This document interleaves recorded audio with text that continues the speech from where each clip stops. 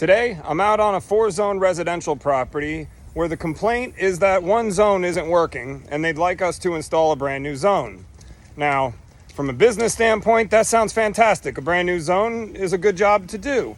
But in this particular case, I'm not comfortable with putting in a whole new zone. Let me show you why. Here's the zone in question, and the point of connection is on the other side of this fence against the house right there. The location of the point of connection does make the job a little bit more difficult, but isn't the reason why I don't want to put in a whole new zone. The reason why I don't want to put in a whole new zone is because it doesn't need one. Let me show you exactly what's going on here. Our lateral line is coming from the house under the sidewalk and traveling in this direction.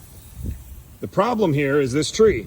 The roots from this tree are growing in this direction, and from this head with great pressure to that head with no great pressure, there's a root in the middle here strangling the pipe. All we need to do is find where that root is strangling the pipe, undo that, and then the pressure will be restored to the rest of the zone. And then we just have to get rid of the rotors that don't belong.